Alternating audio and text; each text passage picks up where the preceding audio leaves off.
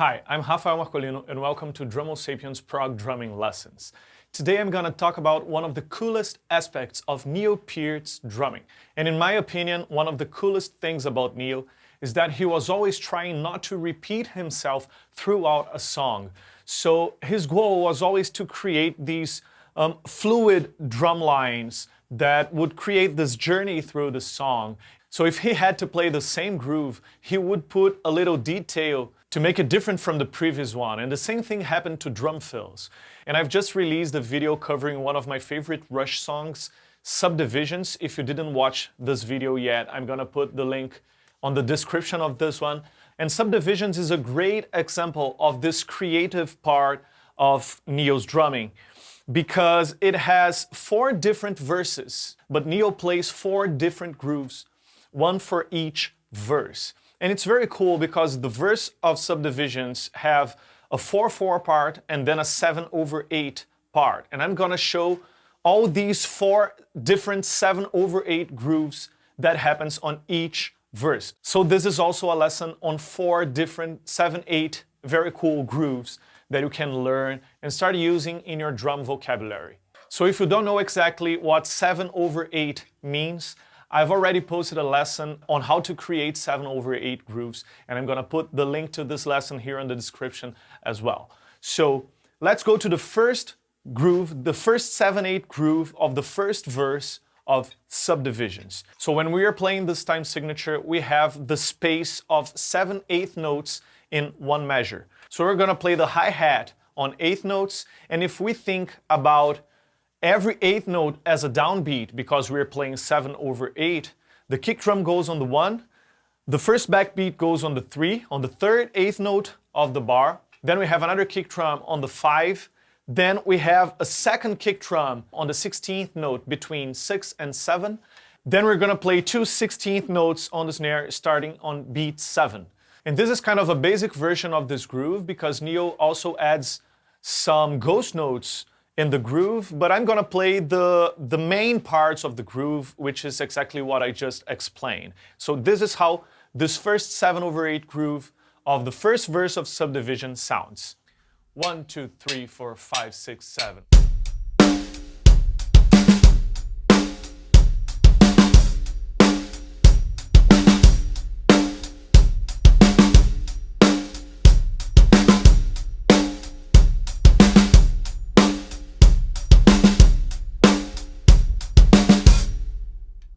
But as I said, there are some ghost notes inside that going, and I don't know exactly where Neil places those ghost notes. I have my way of putting these ghost notes inside this groove, so I play this groove with ghost notes like this.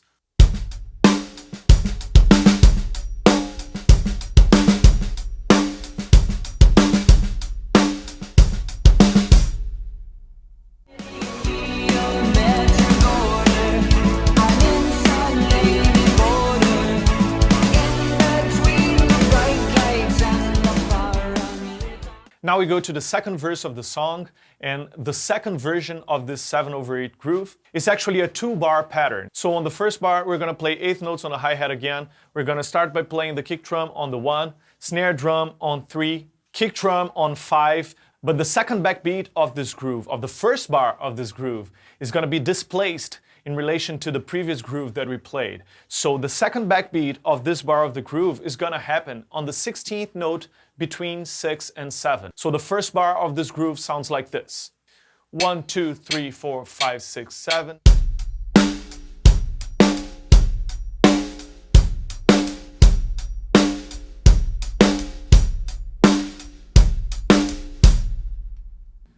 So here I'm looping the first bar, but we have a second bar of this groove. It's a 2-bar groove, and the second bar goes like this. We're gonna play the kick drum on the 1, we're gonna play 8 notes on the hi-hat, but there is a second kick drum on the 16th note between 2 and 3. Then we're gonna have our backbeat on 3, and throughout beats 5, 6, and 7 of this second bar, we're gonna play 16th notes, but we're gonna divide those 16th notes in 2 groups of 3 notes, which are gonna be played by a hi-hat note with the kick drum followed by 2 snare drum notes. So since it's a 3-note pattern that we're gonna repeat twice, Neil plays it with single strokes. So he starts with his right hand on the hi-hat, then left, right on the snare, then left hand on the hi-hat, right, left on the snare. So looping the second bar of the groove sounds like this. 1, 2, 3, 4, 5, 6, 7.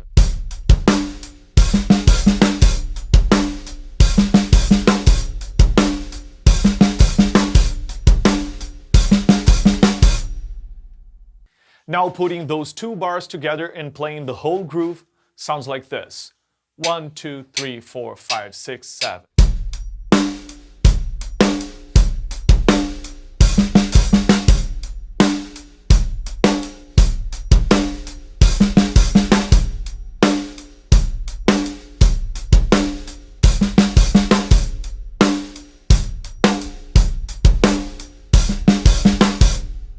But like I did on the previous one, this is actually the main elements of the groove. There are also some ghost notes going through, and the way I play this groove with these ghost notes is like this. 1, 2, 3, 4, 5, 6, 7.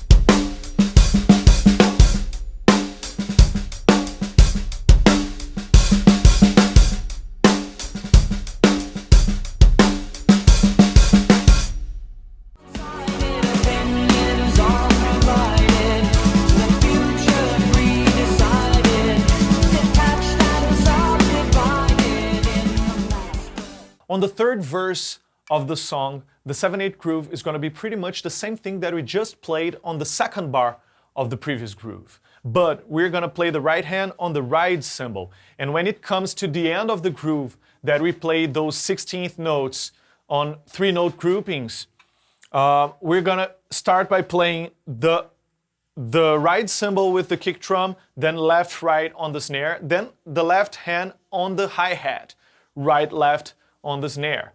But the kick drum pattern is not exactly the same. We're going to play the kick drum only on beat 1. So this third 7/8 groove of the third verse of Subdivision sounds like this. 1, 2, 3, 4, 5, 6, 7.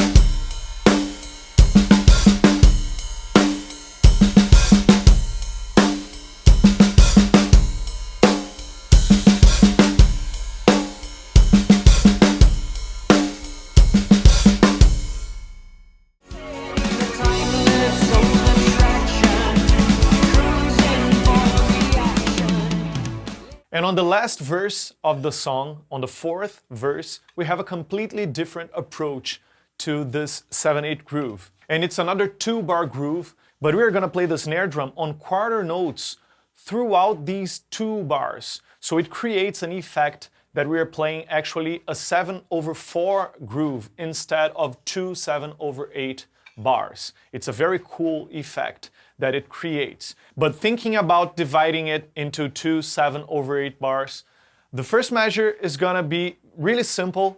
We're going to play 8th notes on the hi-hat and quarter notes on the snare drum. And there's no kick drum on the first bar of this groove. 1, 2, 3, 4, 5, 6, 7. It's just that. But because the snare is playing quarter notes and it's starting on the 1 of this first bar, on the second bar, the snare shifts to starting on the second 8th note. And on the second bar, we're going to add the kick drum alternating with the snare drum. So the kick drum is going to play on the 1, and then it's going to be kick drum on the 1, snare drum on 2, kick drum on 3, snare on 4, kick on 5, snare on 6, and 2 16th note kicks on beat 7. And when he plays the kick, he opens the hi-hat to bring more punch to these notes. So he's also opening and closing the hi-hat on every 8th note to create this different texture. So I'm going to play only the second bar of this groove. 1, 2, 3, 4, 5, 6, 7. And there are 2 ways of playing this second bar. I like to playing the hi-hat only with the kick drum, but I think Neil plays all the 8th notes even when the hi-hat is closed and playing the snare. But I think it's easier and it doesn't make much of a difference in terms of how the groove sounds to play only the beats that the kick drum's playing. So putting these two bars together sound like this. 1, 2, 3, 4, 5, 6, 7.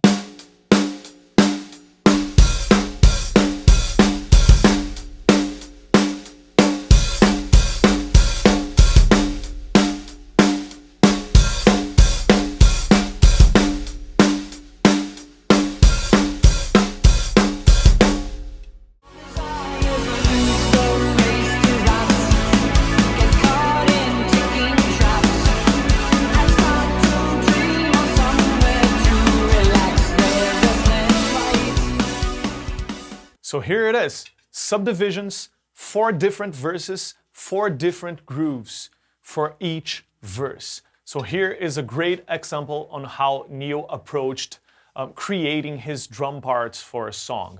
I hope this gives you some ideas on creating your own drum parts and on creating your own 7/8 grooves. And as I said before, I just released a video covering this whole song. If you didn't watch it, the link is here on the description, and I see you on the next lesson.